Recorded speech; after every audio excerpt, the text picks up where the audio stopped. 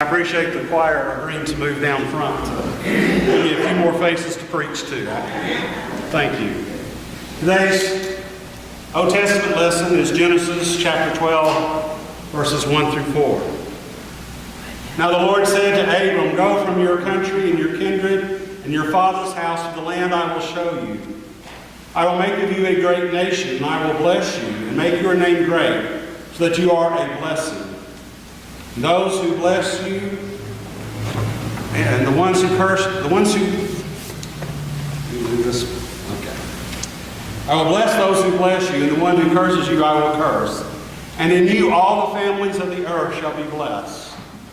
So Abram went as the Lord had told him. This is the word of God for the people of God. Thanks be to God.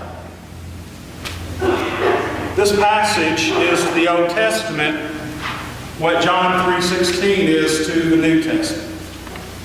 Martin Luther said, John 3:16, "For God so loved the world that he gave his only begotten Son, that whosoever should believe in him should not perish, but have everlasting life."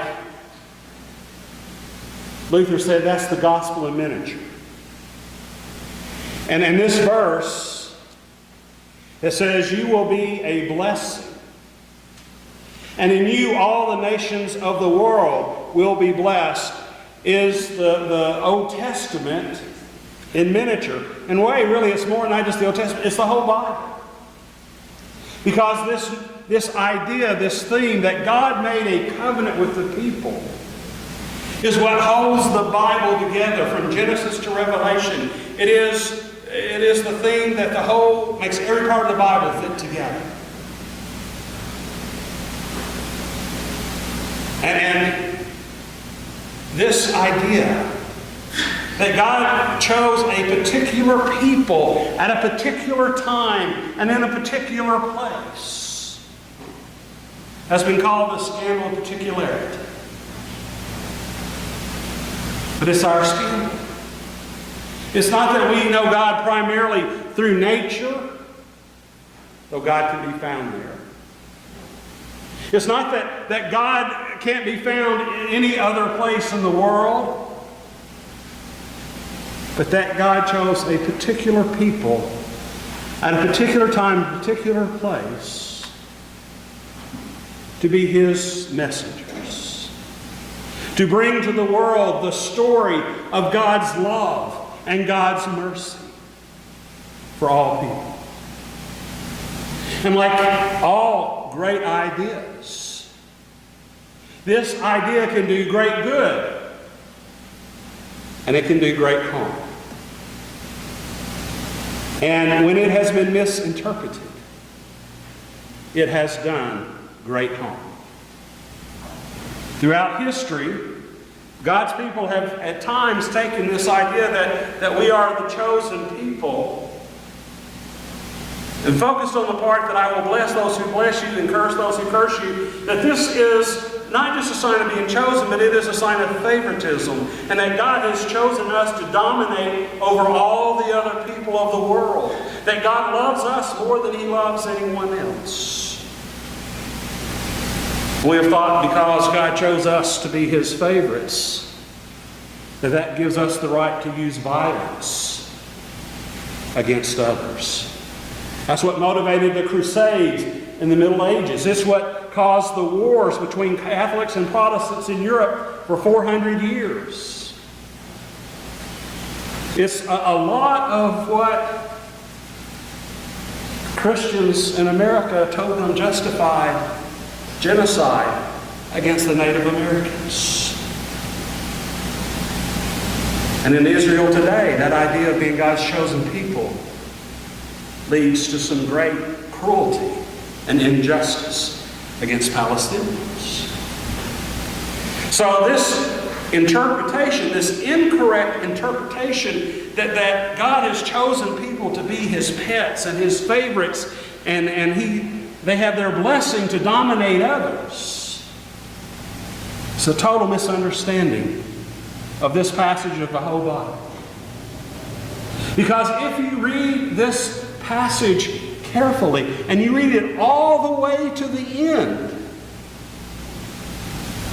the purpose of choosing Abraham It's right there. So that all the nations of the world will be blessed through you. That God chose Abraham and the people of Israel not for their own benefit, but for the benefit of all the nations, of all the world. And this theme, it's not just this one verse, it's picked up throughout the Bible. This is just a small sampling of where this idea is picked up. In Exodus 19:6, we read this. It's God speaking to Israel. For you shall be for me a priestly kingdom and a holy nation. But the priest is the servant.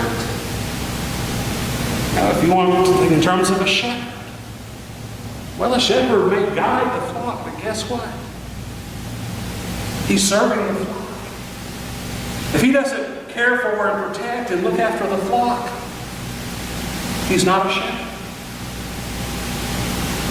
This is picked up in 1 Peter 2:9. But you are a chosen race, a royal priesthood, a holy nation, God's own people. But hear this. In order that you may proclaim the mighty acts of Him who called you out of darkness into His marvelous light. Chosen not to dominate, but to send the message, to send the word of God's love to all the nations, to all people. One last example. In Isaiah, there's 4 passages that we call the Songs of the Suffering Servant. We read these a lot in Advent. And Christians see these as prophecies of Christ. The Jews interpret this as about Israel, the people of Israel. But whichever way you interpret it, the message is the same. That we are servants and not masters. From Isaiah 42, 1 through 4. Here is my servant whom I uphold, my chosen in whom my soul delights. I have put my spirit upon him. He will bring forth justice to the nations, not nation, to the nations. He will not cry or lift up his voice or make it heard in the street. A bruised reed he will not break, and a dimly burning wick he will not quench. That is to say, he will do this not through violence, but through suffering and service. He will faithfully bring forth justice. He will not grow faint or be crushed until he has established justice in the earth, and the coastlands wait for his teaching. So we are chosen not to dominate, not to rule over, not for special favor, but to serve all the nations, all the people of the world. As I shared with the children in the children's message, this is nothing to get our chest puffed up with pride about. Because another theme that runs throughout the Bible is that God chooses the least likely. God chooses the weak over the strong. He chooses the sinner over the righteous. And just a few examples. You think about Moses. He was a murderer. But to me, this is even, okay, a murderer. He was a stutterer. How many churches would be happy to call or have a bishop send a pastor who stutters? They'd say to the bishop and the search committee, he's a good guy, but he can't do it. David was the youngest son, not the oldest. And the adultery of Bathsheba. God didn't reject him. Rahab. Not a name we talk about a lot. It's just mentioned kind of in passing. But Rahab was a prostitute. I didn't use that example in the children's message, so I didn't want to have to explain what a prostitute is. Jacob. Man, a con artist? No, just selfish. And don't think that just because God chose him, that meant that all the things he did were okay. They weren't. They were still sinful and selfish and dishonest. Peter. His name was really Simon. Jesus nicknamed him Peter, which means rock. And I've shared this before. When I played football in high school, our right tackle was nicknamed Tiny, as in Tiny 290. My ironic nickname. Biggest guy on the field was nicknamed Tiny. And so Peter is nicknamed Rock because he was like Jello. Vacillating, wavering. No, he was not the kind of guy you could count on in a pinch. He panicked. I never knew him. What you talking about? Paul, persecutor of the church. And God said, I choose you. Now there's a method in this madness. And Paul himself identifies it. In 2 Corinthians 4:7, he's explicitly, the context is he's talking about his ministry. That's what he's talking about. That's the context. When he says this treasure, he's talking about his ministry. He says, but we have this treasure in clay jars, so that it may be made clear that this is the extraordinary power, that the extraordinary power belongs to God and does not come from us. See, God chooses people that are so unable and so weak and so unlikely that when people see what they do, they go, that has to be God. It can't be them. It can't be us. So it's a dubious honor to be chosen by God. By definition, it kind of means you're substandard and subpar.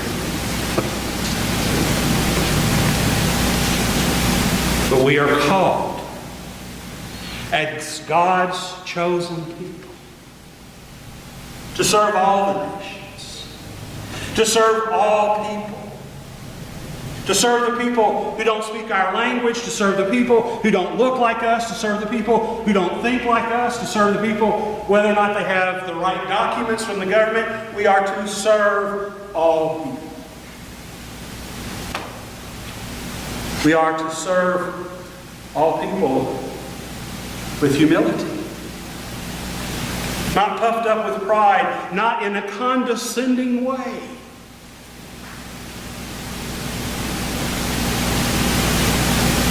But with gratitude towards the people that we are serving, because when we serve them, we get to meet Christ. They're doing us a favor by allowing us to serve. We need to be grateful to them, rather expecting them to be grateful to us. We serve with humility because we know God didn't choose us because we're stronger, better, smarter, more righteous. We serve even if it means suffering and difficulty and hardship and sacrifice. We still serve. And best of all, saving the best for last, we serve with joy. See, when Paul says that we preach a gospel that is foolishness to the world, but to those who have had it revealed to them the wisdom of God, the wisdom of God is that a life of service with humility and even hardship is the most joyous life in this world. Now, people who look at life from a human perspective just can't comprehend that. If we think of the goals of life in terms of earthly success, that is the stupidest thing anybody ever said.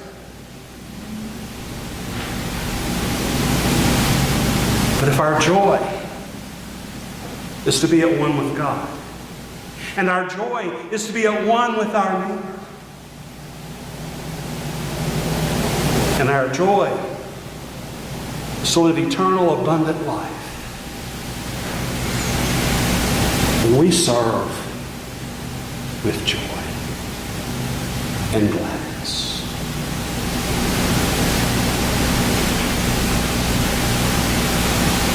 Thanks be